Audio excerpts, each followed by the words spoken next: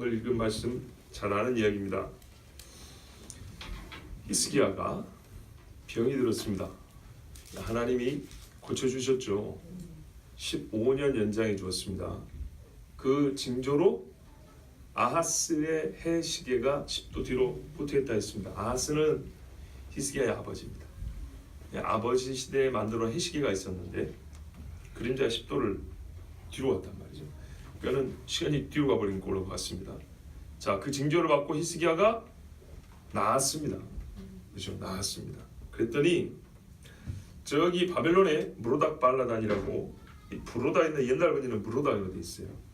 그래서 제가 좀 발음이 좀 그런데 옛날 번역 무로닥 발라단이 바벨론에 이제 새 왕이 됐는데 축하 사절단을 이끌고 왔습니다. 그래서 히스기야 왕이요 만세수를 하옵소서 하고, 아우 큰 병에 걸렸다던데 이렇게 나와서 참 다행입니다 하고 선물을 막 바쳤어요. 자, 근데 여러분, 이 바벨론하고 유다하고 그렇게 친한 나라가 아니거든요. 왜 이렇게 와서 축하해 준다 했을까요? 바로 여기서부터 사건이 시작됐던 것이문이다. 보통 이제 학자들은 구약의 그 국가들만의 역학관계를 읽는 사람들은 아수르가 강국이었어요. 북이스라엘 멸망시킨 아수르 있죠? 아수르가 강국인데 이때 바벨론은 신흥 국가라 아수르에게 상당히 괴롭힘을 당하고 있었어요. 유다도 마찬가지예요.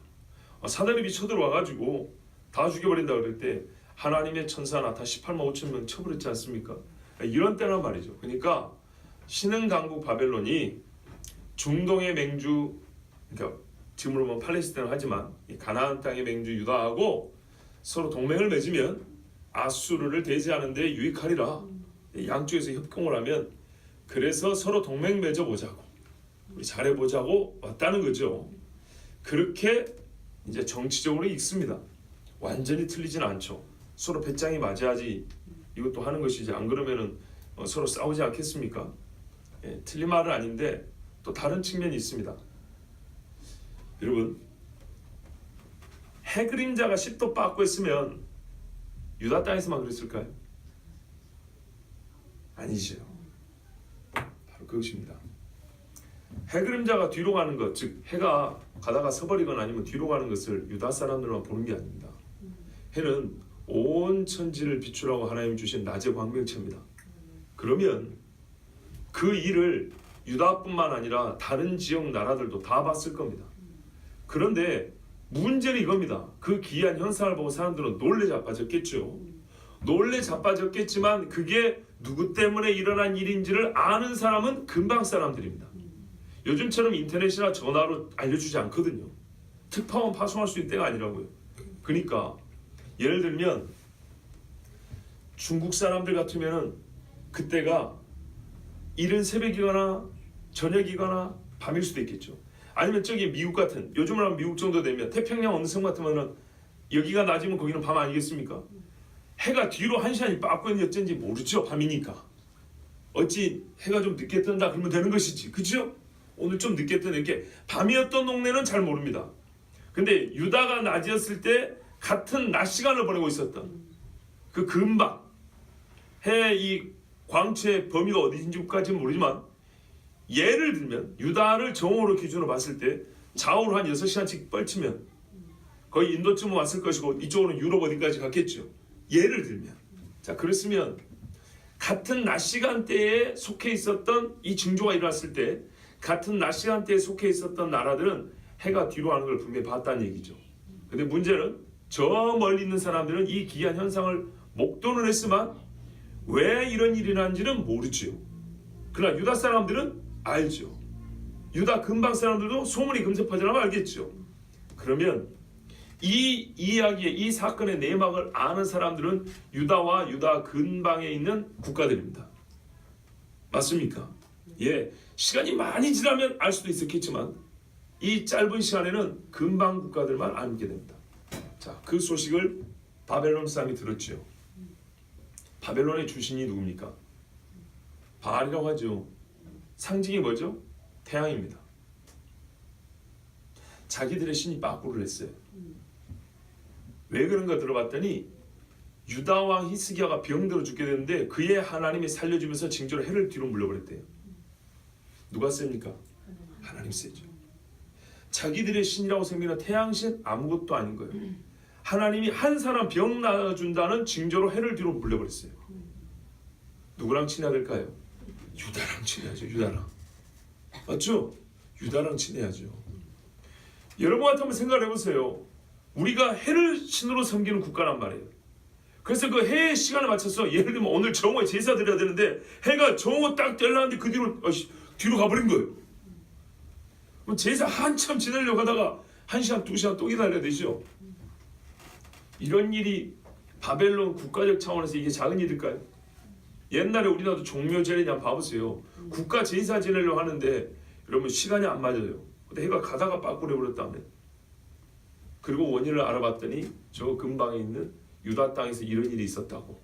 이 기가 막힌 일이 소문이 금방 이제 퍼져나와서 근방 있는 나라에 알려졌을 때 바벨론 입장에서는 지금 아수르하고 대적할 나라는 유다밖에 없다. 18만 5천을 친이도 그의 여호와고 병 고쳐준다고 해를 뒤로 물려버린 이도 여호와고 우리가 살 길은 유다하고 친해지는 거다. 그렇게 생각했겠죠. 충분히 가능한 얘기입니다. 자, 그래서 왕이 온 거 아닙니까? 왕이 직접 병들었다 나았다 해가지고 왕이 이렇게 직접 오는 것은 정말 찾기 어려운 일입니다. 그만큼 바벨론 입장에서는 중요한 사건이었다는 얘기입니다. 우리 하는 말로 국운이 걸린 문제입니다. 유다하고 친하느냐, 유다하고 화친을 맺느냐 안 맺느냐, 유다가 우리 편이 되느냐 안 되느냐가 정말 중요했다는 얘기입니다. 그러면 유다가 그렇게 군사력이 셌냐? 그렇지 않습니다. 맨날 아수르가 쳐들어오면 두드려 맞죠. 그때 하나님의 천사가 이기게 해준 거지. 군사력으로는 약할 뿐입니다. 그러니까요. 하나님 외에는 모르다 발라다니 이렇게 찾아올 이유가 없습니다. 그들이 하나님을 섬겼다는 뜻이 아니고 계산을 해보니 이 나라 신이 세단 말이요. 그래서 이 나라하고 친해지는 것은 그들에게 유익함으로 찾아왔습니다. 자, 그 증거를 우리가 좀 더 보면 알 수 있습니다. 자, 그랬더니 히스기야가 어떻게 했죠? 기분이 엄청나게 좋았죠. 예, 글과 예물도 보내고 사절단도 보내고 막 하니까는 사자들을 보냈죠. 왕이 직접 온 게 아니고 제가 실수했습니다. 자, 사자들을 보내오니까 이제 아주 히스기야가 기분 좋아가지고 즐거워하면서 잔치도 베풀었을 것이고 또 무언가를 보여줬습니다. 아니 잔치 베풀고 선물 좀 주면 될 것을 왜 이렇게 보여줬을까요? 자, 2절이죠. 금은 보물 창고에 있는 거 다 무기고 있는 거 궁중의 소유 국내의 소유 보이지 않는 것이 하나도 없다 그랬어요. 한마디로 그의 힘과 위세를 자랑한 것입니다. 이게 얼마나 위험한 일인가 하면 느부갓네살 이야기에서 잘 볼 수 있어요. 다니엘 4장에 보면 느부갓네살이 꿈을 꾸죠. 큰 나무가 있는데 그 나무가 교만해가지고 있으니까 하나님이 잘라버리죠.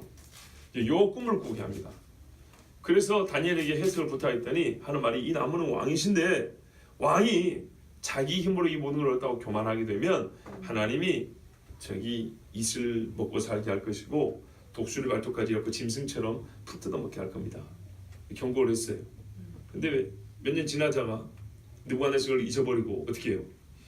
이 나라 모든 영광은 바로 내가 한 게 아니냐 이런 순간 총명이 없어져 버리고 7년 동안 들짐승처럼 그렇게 뛰돌고 들에서 왕이 말이죠.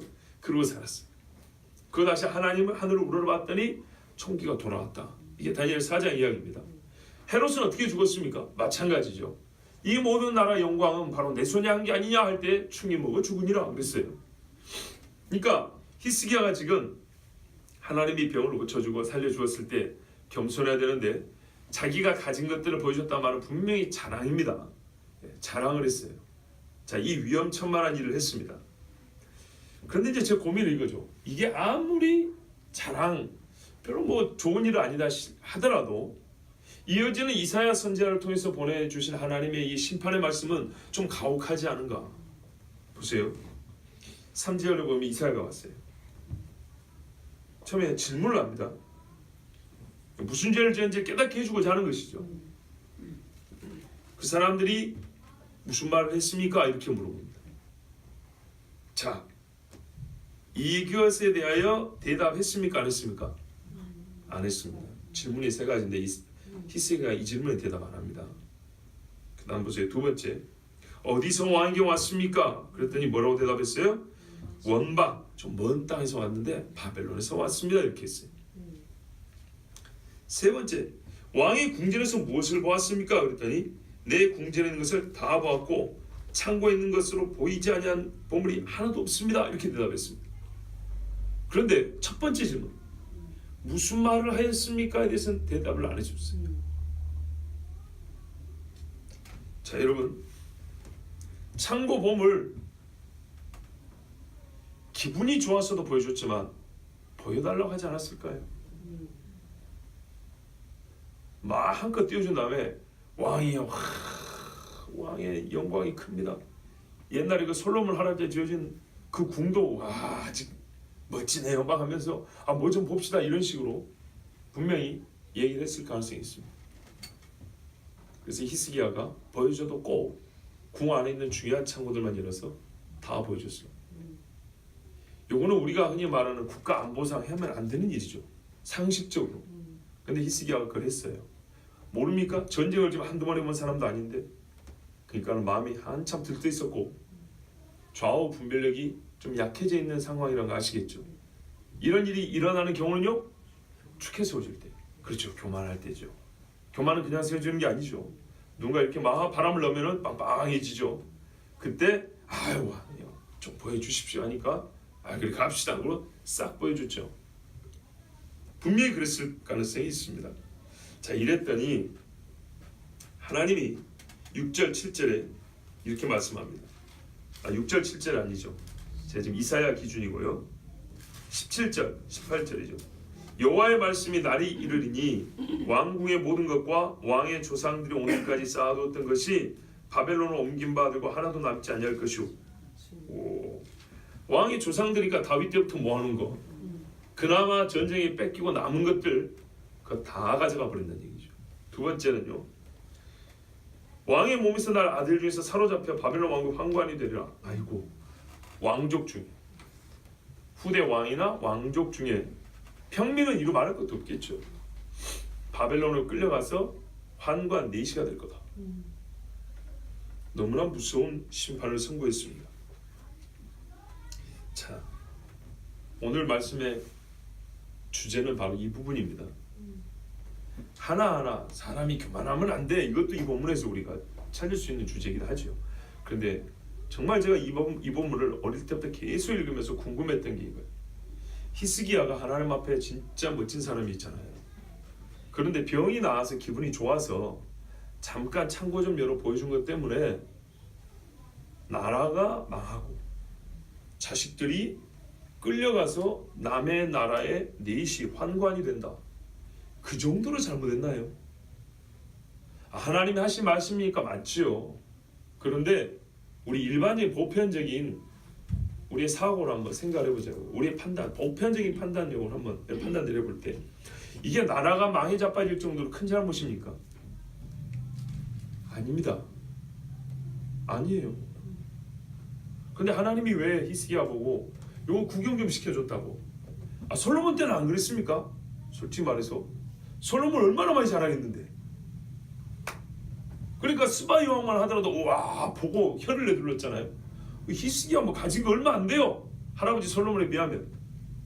창고에 열어봐야 보물 얼마나 되겠어.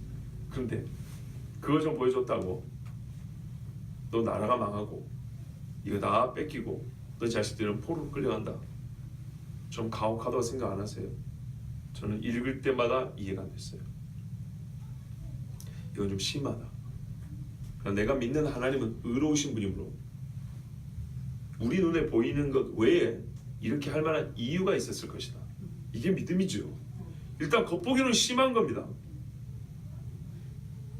또 언제부터 그렇게 믿음 좋으셨다고 심하다 표 안 내시네. 심한 거지 그러면. 그죠?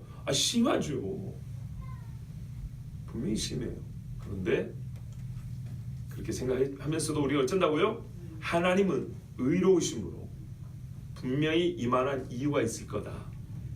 오늘 말씀의 주제는 바로 그겁니다. 하나님 보시기에는 이렇게 심판을 선고할 만한 이유가 있었던 잘못이에요. 그것이 뭔지 우리가 알아야 되겠다 이 말입니다. 그것이 우리가 진짜 얻고 싶은 교훈이고 하나님 우리 주시고 있는 말씀 아니겠어요? 예. 자, 의문을 풀어줄 단서는요 본문 안에 있어요.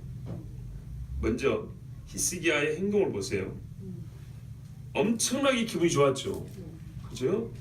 문제는 하나님의 징벌이 크다고 말하기 전에 히스기야의 반응이 과장됐다는 겁니다. 바벨론의 사장들에게 보인 반응이 예사롭지 않게 과장되고 앞뒤 없는 행동입니다. 왕의 입장에서 볼 때 처신이 좀 가볍습니다.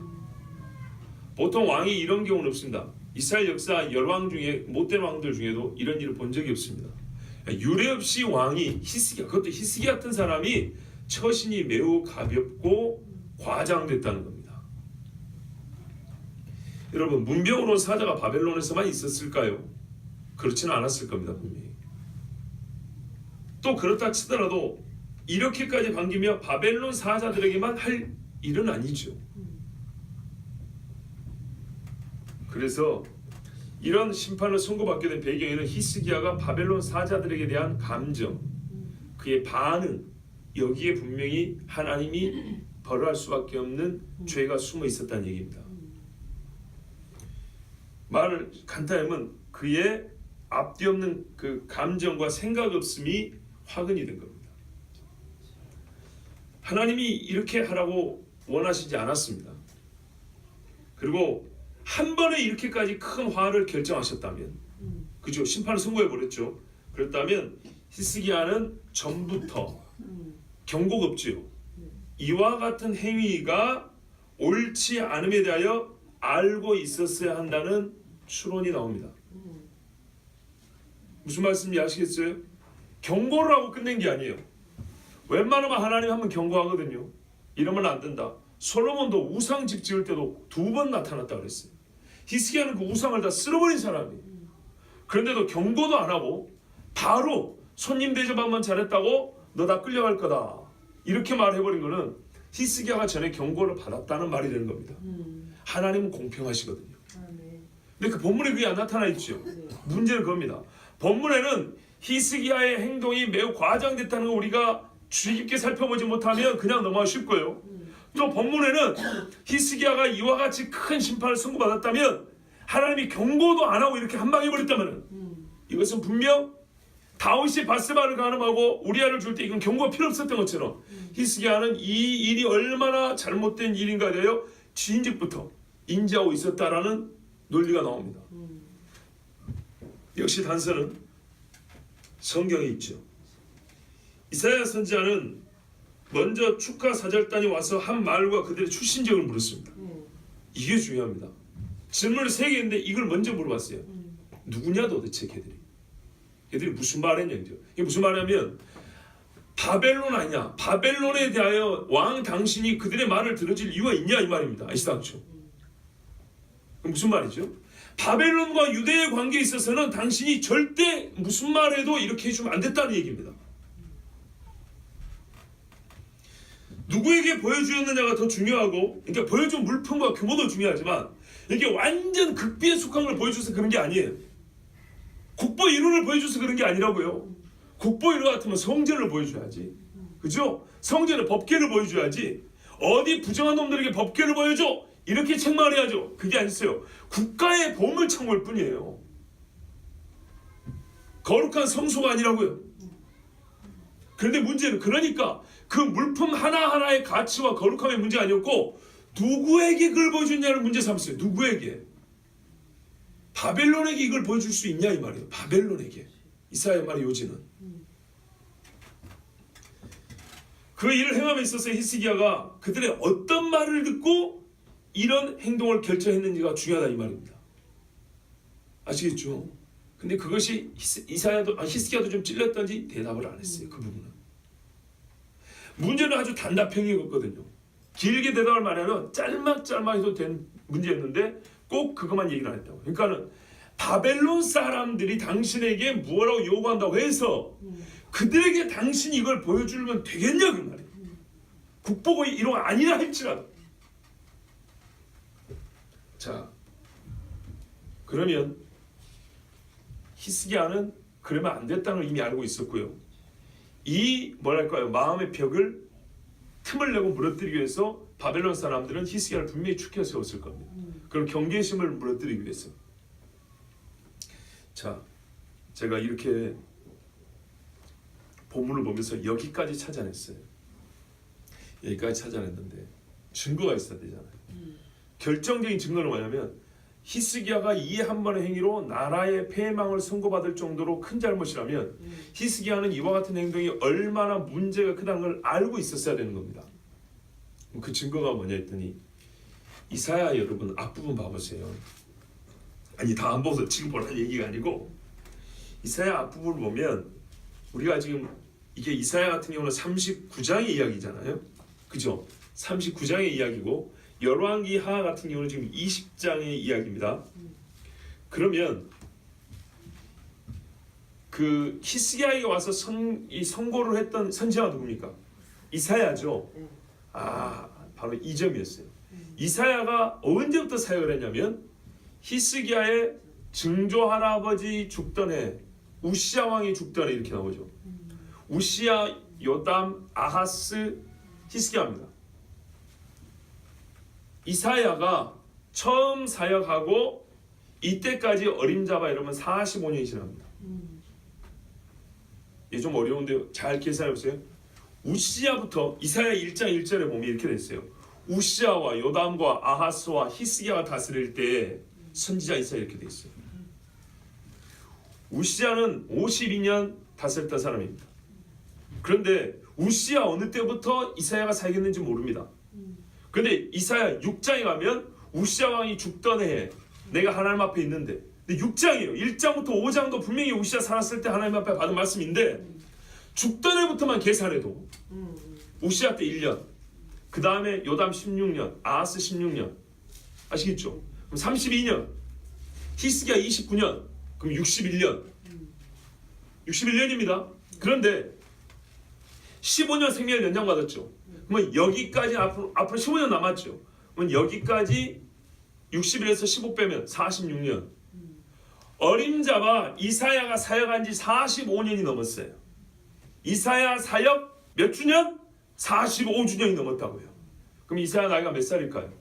할아버지입니다. 할아버지. 히스기야가 죽기 전에 아마 이사야가 먼저 죽었을 겁니다. 어쨌든 이사야도 그렇고 예레미야도 그렇고 40몇 년씩 사역을 했어요. 그러면 이사야가 40몇 년 사역할 동안에 무슨 이야기를 주로 했습니까? 이사야서 전체를 보면요, 뽑아내고 쥐어짜면 딱 세 글자 나옵니다. 메시아 나옵니다. 1장부터 우리가 다 안 봐도 1장부터 11장 정도까지 한 10장만 봐도 계속 반복되는 주제가 있습니다.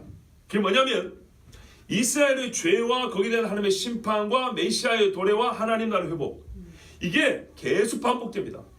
거짓말인 거 봐보세요. 1장에도 메시아의 날의 이야기가 나오고요, 2장에도 나오고요, 3장, 4장, 5장, 6장, 7장, 10장까지 11장까지 한두 구절씩 메시아가 왔을 때 일어날 유다에 나타날 사건들 다 나옵니다. 거짓말이 아닙니다. 지금 시간 관계상 잊지 않을 뿐입니다. 제가 오늘 다 한번 확인했어요. 와, 이게 계속 반복되는구나.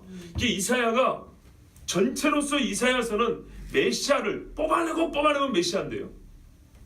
앞에서부터 이 땅이 왜 메시아가 필요한지, 그러니까는 죄의 실상을 아주 그냥 깊게 얘기해 줍니다. 그리고 할 수 없이 너희는 하나님 앞에 심판을 받아야 돼. 그러나 하나님의 종 이새의 뿔이 다윗의 자손이 와요. 예, 한 아기가 태어나요. 처녀가 잉타의 아들을 낳아요. 여호와의 나라는 그날이 와요. 이스라엘을 돌이키는 그날이 와요. 한 장에 한 번씩은 반드시 나옵니다. 이 이야기를 이사야가 젊었을 때부터 계속 외쳤다고 생각해 보세요. 그리고 지금 여기 45년이 지났어요. 그러면 히스기야 같은 사람은 우리가 아는 열왕기하 18장 5절만 보더라도 그는 3절, 4절, 5절을 보면 다윗같이 정직하여 여호와를 의지함이 히스기야 같은 자는 전에도 후에도 없었다 그랬어요.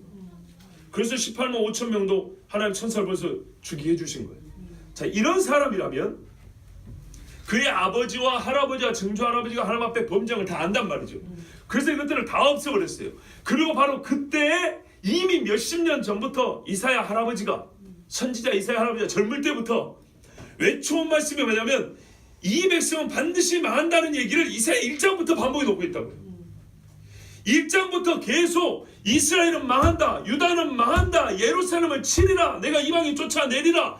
그러나 그 날이 오리라, 여호와의 날이 오리라, 신원의 날이 오리라, 갚아주는 날이 오리라. 이 말씀이 거의 한 장에 한 번씩 반복이 된다고요. 이거를 듣고 컸다고요.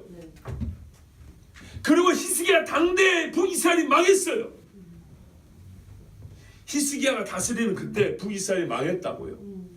선지자의 말을 그렇게 안 들었던 북이스라엘이 자기가 다스리던 때에 망해가지고 난민들이 남쪽으로 엄청나게 많이 내려와 있었어요. 아수르 때문에. 그리고 아수르 다음엔 바벨론입니다.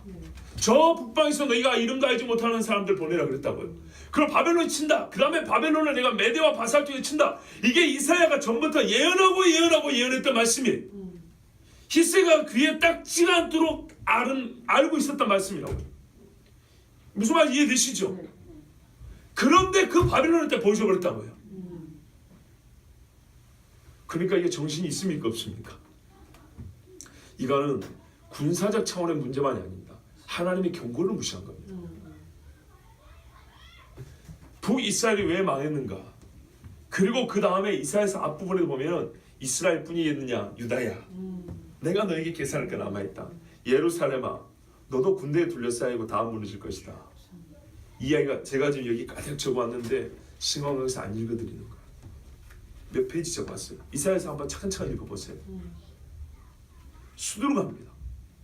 그러니까 이사야 사역 초창기에 이미 하나님께서 이사야에게 유다가 결국에는 죄로 말미암아 무너질 것이며 저 북방에서 온 군대들에게 망할 것임을, 끌려갈 것임을 경고를 수십 년을 했어요. 그리고 히스기야는 그것을 듣고 컸어요. 그리고 자기 할아버지 세대가 정말로 이 하나님의 경고를 받을 수밖에 없는 범죄를 저진 걸 자기 눈으로 확인했고 그것을 없애버린 자가 히스기야였어요. 여기까지 좋았는데 그 자기들을 치리라고 예언된 바벨론이 와서 축하해주고 기분 좋게 해주니까 어떻게 했다고요? 속없이 하나님이 너희들 다 이거 끌어내버릴 거라 한 것을 보여줘버렸어요. 하나님의 말씀을 우습게 여긴 거예요. 이게 죄입니다. 이사야만 말했냐? 이 신학 공부한 분들 들었을 거예요. 이사야와 동시대 선지자가 누가 있습니까? 호세아입니다. 호세아가 북이스라엘 망할 때, 호세아 1장에도 뭐냐면 북쪽에 망하는 그때 남쪽에 히스기야가 다스릴 때 하나님의 말씀이 호세아에게 임하였다 이렇게 되어 있어요. 주로 북이스라엘이 말한 것이지만은 남유다에도 해당되는 겁니다. 동시대에 하나님께서 이러이러하면 너희가 망한다고 반복해서 말씀해 주세요. 또 한 사람 있죠. 미가입니다. 여러분 미가서와 호세아서의 1장을 봐보세요. 호세아가 북쪽만 말했는지 아십니까? 남유다 이야기 나와 있어요. 미가는 남유다 사람이니까 북쪽 얘기 안 했을까요? 북쪽 남쪽 다 얘기했어요. 이사야서도 보세요. 북쪽 이스라엘과 남유다를 같이 얘기합니다. 그들의 거주지가 북쪽이냐 남쪽이냐 이 차이뿐이지 북이스라엘과 남유다에 대한 심판서는 하나님 모든 선지자가 똑같이 줬습니다. 그러니까 이사야의 말이 부족했을 것 같으면 호세아의 말을 들으면 되고 호세아의 말이 부족할 것 같으면 미가의 말도 들립니다. 왜? 1장부터 예루살렘 얘기가 나왔다니까요. 1장부터. 그리고 그들의 사역도 히스기야 때부터 시작된 게 아니고 히스기야의 아버지 때부터 시작됐습니다. 아버지, 할아버지 때부터 사역을 시작한 선지자가 한 명이 아닙니다. 여러 명입니다. 그래서 하나님께서 이미 이스라엘과 유다의 영적 범죄를 지적하시고 수십 년 수백 년 경고를 하시고 너희가 돌이키지 않으면 죽는다고 또 실제로 북이스라엘이 망해서 유다가 지금 아주 위태로운 상황인데 어리석게도 불과 얼마 전에도 여호와를 의지함으로 구원을 받았던 히스기야가 이때는 신흥 강국 바벨론 정말 악하고 더럽기로 소문나 있는 옛적에 바벨탑을 쌓은 사람들 후예가 와서 손잡자하고 축해 세우니까 어떻게 해요? 기분 좋아가지고 하나님 주신 모든 귀한 것들 다 버려버리고 하나님이 경고하신 말씀 여호와를 의지할 것을 잊어버렸으니 그래서 히스기야의 죄가 크다는 겁니다. 사람의 죄 짓는 거는 대부분 심각한 죄는 말 때문에 짓습니다. 그죠? 마귀 와서 하와에게 쏙닥거렸습니다. 여러분 그거 아십니까? 마귀는 하와에게 명령한 적이 없습니다. 강제한 적도 없습니다. 그럴듯한 말이었습니다. 보세요. 사람을 하나님처럼 선을 안 따먹었지만 높여줬습니다. 네가 하나님처럼 될 수 있어. 너 그런 가능성이, 너 잠재력이 있는 사람이야. 다 하나 주네. 요것만 따먹으면 되는데. 이렇게 거기다 어떻게 하나님 낮춰버리죠. 항상 이 게임은 시속 게임입니다. 하나님 거짓말쟁이야. 아 신실한 분 아니야. 먹어봐 내 말이 거짓말인가. 하나님이 거짓말쟁이야. 너는 하나님의 거짓말을 드러내는 지금 의로운 행위를 한 거야. 그래서 너는 하나님처럼 될 수 있어. 그랬죠? 이 말에 나옵니다. 히스기야요? 뭐 누가 칼로 찔렀습니까? 뭐 이거 하면 상 준다 그랬습니까? 아닙니다. 즐거웠어. 기분 좋아서. 그러니까는 이 하나님의 경고 싹 잊어버리고 다 보여줘 버렸습니다. 이것은 곧 여호와를 멸시함이야. 하나님께서 이 나라에 수십 년 동안 선지자들을 계속 보내주면서 경고하고 깨달아 한 것들을 다 망각한 처신이었습니다. 그래서 하나님이 벌한 겁니다. 자, 한 가지만 더 생각해봐요. 히스기야는 그 나라의 누구죠? 왕입니다. 그리고 우리가 잣대를 갖다 대본 것은 아니지만 상징적으로 볼 때 이 나라의 믿음 제일 좋은 사람 누굽니까? 히스기야잖아요. 성경이 뭐라 그래요? 여호와를 의지함이 히스기야 전후로 이런 사람이 없었다고 그랬어요. 그래서 어떤 신학자는 이렇게 말한다니까요. 믿음으로 보면 히스기야 1등이다. 율법의 준수로는 요시야가 1등이다. 여기에 이제 한인관이 말이 보태지죠. 총평 토탈 1등은 다윗이다. 그런데 여호와를 의지하는 이 믿음의 행사로는 히스기야가 1등이라니까요. 그러다 보니까 이게 문제인 거예요. 바로 이 가장 깨어있고 가장 여호와를 의지하는 자가 순식간에 하나님의 말씀을 경홀히 여기고 하나님을 의지 않고 사람을 의지하고 자기를 드러내는 이 방향전환이 순식간에 일어나 버리죠. 이것이 바로 이때의 유다의 영성입니다. 왕이 상징적으로 보이는 결국에는 히스기야까지 이 정도면 유다는 이미 어떻게 해요? 잠깐 그럭저럭 괜찮게 볼 뿐이지 이 사람들은 결국에는 히스기야보다 이미 오래전부터 마음을 돌이켜버린 사람들이죠. 그러니까 그 속살, 영적 실상을 히스기야의 이 상징적 행위가 보여준 겁니다. 히스기야 한 사람으로 끝난 것이 아니고 유다가 이와 같았던 것입니다. 지금 하나님이 전쟁에서 구해주시고 하니까 그럭저럭 사는 것 같지만은 성경에 뭐라 그러냐면 너희는 요셉의 환난에는 상관치도 아니하고 관심도 없다고 그랬습니다. 이게 책망이었습니다. 그러니까 불쌍히 여길 줄만 모른다는 게 아니에요. 그게 무슨 의미인지 곧 우리에게 어떤 환난이 닥칠 것인지에 대하여 생각하지 않는다는 겁니다. 여전히 상하궁에 누우며 아침부터 술잔치 벌이는 나라가 아니냐. 그게 유다의 실상입니다. 다만 하나님께서 다윗에게 등불을 주시기 위하여 기다리시고 참아주실 뿐이죠. 그러나 가장 믿음이 좋다고 하는 히스기야조차도 원수 바벨론의 말 한마디에 기분이 우쭐해가지고 하나님의 경고를 잊어버리고 자기 자랑하는 헤롯과 누굽니까? 느부갓네살처럼 이렇게 자기를 높이는 행위를 할 때 하나님은 그 한 번뿐만 아니라 그 이전부터 해오셨던 유다의 죄와 더불어 하나님의 경고와 거기다가 최후의 보루 역할을 될 사람이 어떻게 해요? 여호와의 경고를 멸시하였으므로 지금 이 순간 이제 나는 심판을 선고한다고 히스기야에게 이렇게 말씀을 하신 겁니다. 그러니까는 사람들에게 기분 좋아서 물건 좀 보여줬다는 것으로 그치면 안 됩니다. 그러면 하나님의 행위가 하나님의 이 행사가 솔직히 의롭게 보이지 않습니다. 그러나 하나님은 항상 공평하시고 의로우신 분. 그 이전에 이렇게 말씀할 만한 이유가 있었다는 우리가 생각을 해내고 성경을 찾아보면 그 증거는 성경에 넘쳐납니다. 자, 시간 관계에서 읽어드리지 못한 말씀 이사야서를 아마 차근차근 봐보세요. 제 말이 맞는 걸 확인할 겁니다. 자, 이랬더니 히스기야가 이사야에게 이렇게 말합니다. 여호와의 말씀이 좋소이다. 역시 다윗같이 정직한 건 맞구만. 하나님의 심판과 책망을 받아들일 줄 아는 사람. 좋습니다. 무슨 말입니까? 옳습니다. 그 말입니다. 하나님의 말씀이 옳습니다. 아니 내가 뭘 잘못을 했다고 그렇게 말하지 않았어요. 아무것도 아니지만 실제로 이게 얼마나 큰지 확 깨달았어요. 하나님의 징벌이 과하지 않고 내 죄가 작지 않다는 걸 깨달았단 말이에요. 이 균형 감각을 잃어버리면 반드시 불평불만이 나옵니다. 우리가 무슨 죄를 저질렀건데, 여러분 잘 아시는 사건이 있죠. 고라 자손이 뭘 요구했습니까? 제사장 지으려고 했습니다. 레위 집안 중에 큰 집이라고 그랬잖아요. 작은 집 아론 집이 제사장 집을 우리가 큰 집인데 우리가 기껏해야 집만 지고 다녀야 돼.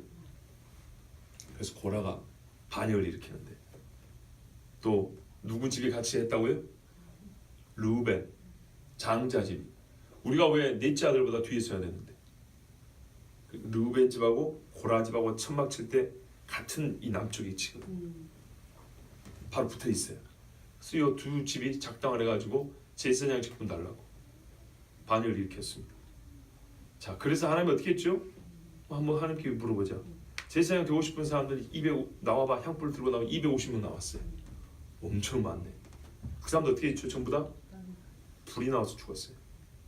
향불에서 불이 나와 죽었다. 나답과 아비후처럼 부정하다는 얘기입니다. 그리고요, 고라와 그 일당 다단과 아비라 어떻게 했죠? 땅이 갈라서 산채로 죽었죠. 자, 그럼 어떻게 해야 됩니까? 이스라엘 사람들 회개하고 하나님 앞에 나와야 되죠. 그 다음날 성경에 뭐라 그럽니까? 모세와 아론 죽였다 돌 들고 왔죠. 왜 그랬을까요? 그들의 말을 들어보십시오. 너희가 하나님의 사람들, 그러니까는 이런 말이었어요. 이 사람들이 죽은 것이 부당하다는 얘기였어요. 그들의 행한 일에 비하여 그들이 받은 벌이 너무 과하다. 그리고 그 책임은 누가 져야 된다? 모세 아론 네가 져야 된다. 이것이 이 백성들의 주장이었습니다. 그래서 돌들을 쳤습니다. 그때 하나님의 영광이 나타나 막아주셨습니다. 그래서 어떻게 했죠? 돌 들고 치러 온 사람들 갑자기 역병에 들어가지고 순식간에 사람들이 쓰러지기 시작했죠. 어떻게 사는지 아십니까? 그때 돌 쳐 죽이려고 했던 아론이 제단에 향불을 들고 나와서 산자와 죽은 자 사이에 섰을 때 역병이 그쳤다 돼 있어요. 이게 중보자입니다, 여러분. 산자와 죽은 자 사이에 선 자 중보자입니다. 하나님은 아론만 세웠습니다. 이 끔찍한 일이 하루면 끝날 일이 이틀 동안 이어졌던 것은 하나님의 형벌과 판단에 대하여 옳지 않다고 말했기 때문입니다. 아니, 그 큰 죄를 지어놓고도 옳지 않다니요. 그런데 히스기야는 진짜 정교한 사람이 이런 사람들이에요. 겉보기는 별거 아니잖아요. 아, 고라같이 큰 죄를 저질렀습니까? 그거 아니죠. 근데 나라가 망한다잖아요. 나라가. 근데 뭐라고 말합니까? 옳습니다. 하나님의 하신 말씀은 항상 맞습니다. 좋습니다. 보시기 심히 좋았더라. 그것입니다. 하나님이 하신 일은 내가 이해가 되든 안 되든 하나님은 의롭습니다. 이렇게 인정했습니다. 그래 하나님의 사람이라는 거예요. 그러면서 뭐라고 얘기합니까? 내 생전에는 평안과 견고함이 있으리로다. 제가 어릴 때 말입니다. 이 말을 좀 이상하게 들었어요. 뭐냐면 히스기야가 매우 이기적이다. 뭐 자기만 잘 살면 이제 그만 뭐 자기 자식들은 잡혀가든지 말든지 그러면 안 되죠. 이 사람의 어조는요, 오늘 열왕기하가 잘 들려줍니다. 보십시오. 19절 여호와의 말씀이 선하니이다 하고 또 이르되 만일 내가 사는 날에 태평과 진실이 있을진데 어찌 선하지 아니하리요. 무슨 말이냐면 어느 정도로 자기 죄를 깨달았냐면 사실 하나님의 심판이 미뤄질 이유가 없다 이 말이에요. 내 당대에 이루어져도 할 말이 없다고 합니다. 내 당대.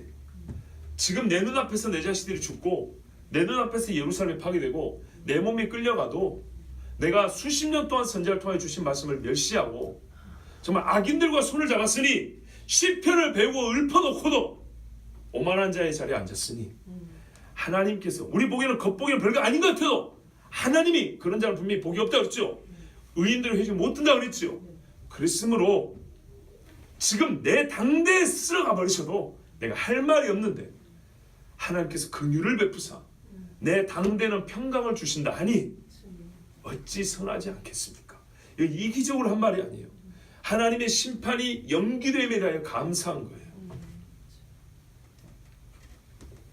여러분, 하나님의 사람답지요. 그러니까요. 이처럼 멋진 사람이 한 번에 지은 죄는요, 그래서 상징하는 바가 큽니다. 이 나라의 영적인 상태, 이 의로운 사람도 순식간에 무지와 어둠에 빠질 수 있었던 것처럼 유다는 이미 오랫동안 무지와 어둠 속에 빠져 있었고 자기들이 죄를 져도 무슨 죄를 지은지 몰랐어요. 저는 정말 궁금했습니다. 히스기야가 무슨 죄를 지었건데 그보다 훨씬 악한 증조할아버지 우시야, 아버지 아하스, 아들 므낫세 보다 더 지독한 심판의 선고를 받았을까? 그리고 그는 왜 하나님의 징벌을 아무런 불만과 의문을 갖지 않고 순순히 받아들였을까? 이 말은 실제로 큰 죄라는 것인데 그게 그렇게 큰 죄라는 것이 오늘 우리 본문 자체에서는 나타나지 않지만 이 본문의 앞을 살펴보면 그 아버지와 할아버지 시대에 하나님이 선지자를 통해 하신 말씀을 들어보면 히스기야가 어릴 때부터 듣고 컸던 그 말씀을 들어보면 이게 얼마나 큰 죄인지를 우리가 깨닫는다는 것입니다. 그렇다면 여러분 우리가 생각해 보십시오. 삶에서 어느 때는 내가 그렇게 큰 죄를 안 지었는데 하나님이 확 세게 치는 경우가 있어요. 어떤 경우일까요? 너는 네 아버지한테 들었잖아. 너는 교회에 오래 다녔잖아. 성경 말에 많이 받은 자에게는 많이 달라 할 것이요. 분명히 많이 받은 사람이 있으면 옆에 선지자가 있었어요. 우리에게는 믿음의 부모가 있는 경우도 있죠. 믿음의 부모가 없는 사람은 신앙생활하는 게 얼마나 힘든지 아세요? 믿음의 부모가 있는 사람하고 없는 사람은 진짜로 차이가 큽니다. 그런데 믿음의 부모가 있는데도 불구하고 하나님 경외할 줄 모른다. 옛적에 대한민국 교회 부흥을 맛봤던 세대가 있고 부흥이 뭔지 구경도 못한 세대가 있어요. 부흥을 맛봤던 세대는요, 부흥을 잃어버린 데에 대한 책임을 하나님 묻지 않을까요? 기억하셔야 됩니다. 예레미야는 어떤 시대에 태어났습니까? 예레미야는 정말 부흥이라는 것은 눈꼽만치도 못 보는 시대에 태어났어요. 므낫세 이후로 유다가 망에 자빠질 때. 근데 예레미야는 그때 태어났는데 보세요. 사람으로부터 귀한 걸 받은 적이 거의 없어요. 그런데 하나님 앞에 그 큰 책임, 이 마지막 그 유다의 마지막 40년 어간을 책임져야 될 그 무거운 짐을 받고 살았던 청년이 예레미야 아닙니까? 그런데도 불구하고 자기 조상들로부터 별로 받아먹은 게 없는데도 불구하고 요시야나 예레미야는 유다의 마지막을 정말 하나님 주신 사명을 최선을 다해서 감당하다 죽었는데 우리는 대한민국에서 우리 여기 나이 차이가 많이 나지만 그래도 우리는 우리 조상들이 뿌려놓은 씨가 열매를 맺을 때 태어나서 그거 받아 먹으면서 자란 사람들이라고요. 그런데 지키지를 못하고 하나님 주신 은혜를 모르고 망각하고 어느 날 교회가 막 부쩍부쩍 이러니까 우쭐해가지고 하는데 어떻게 해요? 바람이 쏙 들어오면 주저앉아 버리죠. 큰 바람이 불 때 집이 어떻게 하면 한 방에 날아가는지 아십니까? 지붕이 뜯기는 게 아니에요. 옆에 창문이 열리면 바람이 속으로 들어와서 위에 천장을 걷어 올려 버려요. 그럼 속에서부터 위로 한 방에 무너져 버립니다. 위에서부터 뜯어하면 하나씩 걷어내죠. 근데 옆 벽을 뚫고 바람이 들어오면은 들어온 바람이 이 방 안에서 돌다가 위로 치고 올라오면서 훑고 천장을 뚫어 올라가 버립니다. 그러면은 집이 한 방에 모든 것이 아수라장이 됩니다. 우리가 이와 같이 참 어두운 시대를 살고 있다는 것을 인정하시고 또한 우리가 귀하게 받은 것들을 귀한 줄 모르고 감사히 여길 줄 모르고 또는 하나님이 심판하시고 하나님이 징벌을 내리시면 히스기야처럼 이러면 오히려 은혜를 입을 것을 하나님의 판단이 잘못됐다. 하나님의 심판이 과하다. 내가 무슨 그렇게 큰 잘못을 했고 한데 그렇게 말하면 히스기야는요 진짜 잘못한 게 없어요. 그러나 하나님이 이미 하신 말씀을 토대로 보면 이거는 왕으로서 하지 말아야 될 매우 큰 잘못을 저지른 거였어요. 우리 각자가 하나님 앞에 영적으로 맡은 책임이 있습니다. 집에서나 교회에서나 또한 세상에서나. 우리 앞에 있는 형주 형제도 여기 있는데 부대에서도 맡은 책임이 있어요. 나는 우리 군대에서 휴가 나온 청년들이 올 때마다 솔직히 승전보를 좀 가져오기를 바래요. 근데 그렇진 않더라고요. 우리 형균 형제는 내 말이 이해하고 받아들일 수 있죠. 네. 우리 형균 형제도 오고 성호 형제도 그러고 뭐 그 전과 후로도 군대 간 친구들 많은데 처음에 갈 때는 이러고 가요. 목사님 기도해 주세요. 휴가 처음 나면 정말 예배 드리고 싶어서 이래요. 1년쯤 지나면 애들 좀 시들해가지고 제 달쯤 되면은 별로 은혜가 없어져요. 군대 다 뺏기고 오는 거예요. 막 힘차게 싸워가지고 갈수록 막 트로피가 쌓여간 게 아니고 다 빼주고 나중에 별로 없어. 그래서 오면은 그때는 이제 오히려 위로를 해줘야 되고 뭔가를 막 또 채워줘야 될 것 같은 이게 반복되더라고요. 안타깝습니다. 우리가 이게 좀 확대해 보면 이 땅의 교회들이 그래요. 하나님 앞에 받은 은혜 작지 않은데 어느 순간 내가 그러니까 이 지금 히스기야는 생각 없이 이런 거거든요. 어느 순간 잠시 생각줄을 놓은 틈에 우리는 결정적인 선을 넘어버리거나 돌이키지 못하는 죄를 지어버릴 때가 있습니다. 그러지 않기를 바랍니다. 그리고 하나님의 사람이라면 혹 이와 같은 경우에 그 자체 행위로는 매우 큰 잘못은 아니지만 그 행위가 갖고 있는 의미로 볼 때 절대 하나님이 이걸 간과할 수 없는 큰 죄라고 말하면 어떻게 받아들인다고요? 맞습니다. 하나님의 판단이 옳습니다. 그러나 나는 정말 하나님의 선함을 주의 긍휼의 손을 구합니다라고 기도하는 것이 옳습니다. 그렇다면 우리나라 교회도 참 하나님 앞에 히스기야보다 더 험하고 악한 죄를 많이 저질렀죠. 이건 어떻게 보면 죄도 아니라고 볼 수 있죠. 우리가 지은 죄에 비하면. 그런데 우리는 히스기야처럼 하나님의 판단에 옳습니다는 못해요. 하나님의 이 뭡니까 심판의 유보에 대하여 감사합니다를 안 해요. 그리고 그런 일이 있겠어? 설마 우리가 뭐라고요 도대체? 여러분 히스기야처럼 기도하고 15년 연장 받아봤습니까? 18만 5천 원 확 쓸어 주시던가요? 우리 그 정도 안 되잖아요. 그죠? 그 정도 안 돼요.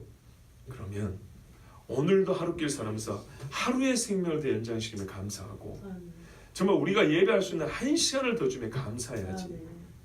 그러지 않냐고. 나 정도면 우리 정도면 아니에요. 바로 그것이 죄가 됩니다. 18만 5천 죽고 나니까 15년 연장 받고 나니까 이 정도는 하나님이 계속 이뻐해 줄 것 같죠. 아니요 여러분. 하나님이 이쁘다는 건 이쁜 거고요. 밉다는 건 미운 거예요. 이쁘다는 게 100이었기 때문에 지금 내가 밉다 50만 깎아줄 줄 알지? 아니요. 이거는 다른 계산합니다. 하나님 앞에 미움이 되지 않냐고. 정말 하나님이 네 믿음이 아름답다 하는 그런 나라와 민족 우리 교회가 되길 바랍니다. 기도하겠습니다. 이 시간에 잠깐 하나님 앞에 기도합니다.